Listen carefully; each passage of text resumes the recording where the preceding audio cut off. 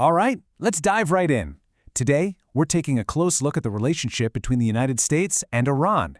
It's this super complex, high-stakes game of chess, right? And it feels like the rule book is being totally rewritten as we speak. So, to get us started, let me throw a question at you that sounds kind of wild, but it's actually incredibly real right now. Is this social media post the new peace treaty? Just keep that in the back of your mind because we're going to see how modern tech is colliding with old-school diplomacy. First, let's set the stage. We're talking about a really high-stakes standoff here. It's not about open war, but about this incredibly tense political friction and a ton of careful strategic moves from both Washington and Tehran.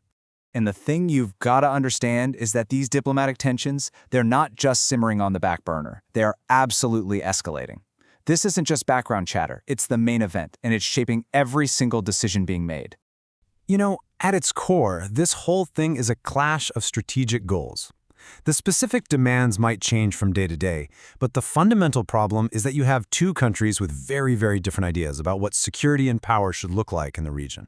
And that opposition, well, that's the key to understanding everything else. Now, this tense situation, it doesn't exist in a bubble. There's another huge piece to this puzzle. And it's not about what's happening today, but what could be happening tomorrow. And that's a potential change in American leadership, which is casting a massive shadow over all of this. Right. The idea of a new administration, specifically one led by Donald Trump, throws this huge variable into the mix. I mean, his first term saw a major break from the established nuclear deal, so we're talking about a potential complete overhaul of U.S. policy. That could ramp up tensions, or, maybe, open up some strange new paths for a deal.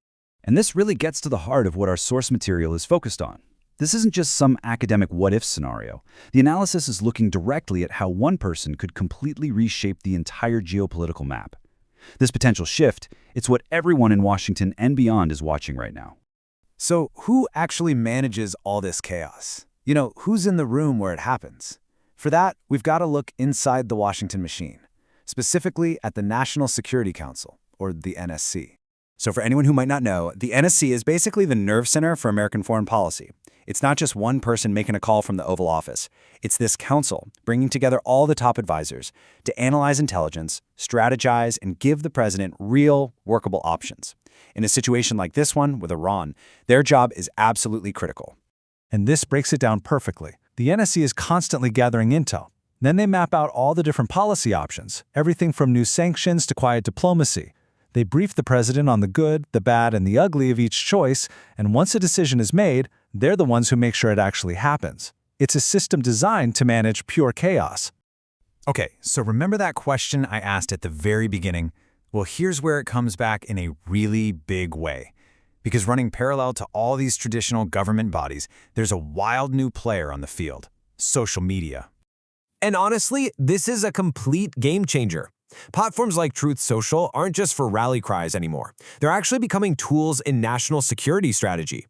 You can use them to bypass official channels, to send signals, to test the waters on an idea, and shape how the world sees a situation. And you can do it all in an instant. So check out the contrast here. Old school diplomacy, it's private, it's slow, it's very deliberate. This new digital diplomacy, though, it's public, it's immediate, and man, can it be unpredictable. This doesn't just change how fast things happen, it changes the entire nature of how countries talk to each other, especially during a crisis. Okay, so we've got rising tensions, a possible change in leadership, a powerful Security Council pulling the levers, and this brand new digital playbook. It's a lot, right? So where does all of this lead? Let's take a look at what could be on the horizon. Now, with all this friction, you'd think we're just headed for a brick wall. But here's the twist. Our source points to one really significant possibility: a new ceasefire or some kind of agreement. This tells us that even with all the public posturing, back channels might be opening up, or at least being seriously looked at inside the White House. This chart really lays it out, doesn't it? We are at a crossroads. Will all these strategies actually lead to a new deal? Will things just stay in this tense, simmering state they're in now? Or is a policy change or one wrong move going to lead to even more friction? Right now, any one of these is totally on the table. So let's just boil this all down. What are the big takeaways? First, who's in charge matters a lot. Leadership changes can totally flip the script on foreign policy. Second, the NSC is the engine room driving that strategy. Third, social media isn't a joke. It's a real, if very unpredictable tool of diplomacy now. And finally, because of all that, the future is anyone's guess. And that brings us to one last really big thought.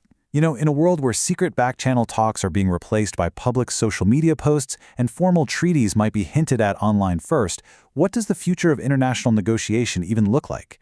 That's the question leaders in Washington, Tehran, and all over the world are trying to figure out right now. Thanks for tuning in.